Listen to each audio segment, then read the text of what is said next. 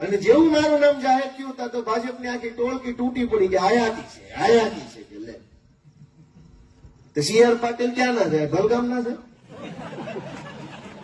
ક્યાં ના છે? કયા ગામના? ભલગામ ના છે નહીં તો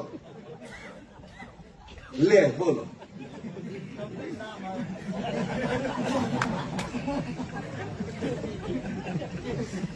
જે ગોપાલ ઇટાલી આયાતી છે ઈ મારા પાછા કે માનની પરમ આદરણી સી.આર. પાટીલ તે વળી વિસાવદરમાં રહેતા છે, અહીંયા જન્મ છે. 100 એક ધારા અને કોઈ કહે એમ નથી કે આવું ન હોય. કાઠિયાવાડ નો છોકરો અહીંથી 100 કિલોમીટર આગળ મારું ગામ છે. 100 કિલોમીટર ની અહીં કરે આયાતી થઈ ગયા, ઓલો બીજા રાજ્યમાં થાય માનની થઈ ગયો. પરમ આદરણી ને માનની ને માર્ગદર્શક ને સંગઠનના કુશળ જ્ઞાતા અમે શું થઈ માગ્યા આવ્યા છે. ભાજપ વાળાને કોઈક સમજાવે તો સારું છે. ભાઈ ચૂંટણીઓ આવતી રહે, જાતી રહે, હારતા રહેવું, જીતતા રહેવું, પણ આવા ધંધા કરવાના. તમે મને એમ કહો સી.આર. પાટીલ જેને ઘરનો લાગે છે એને ગોપાલ ઇટાલી આયાતી લાગે છે.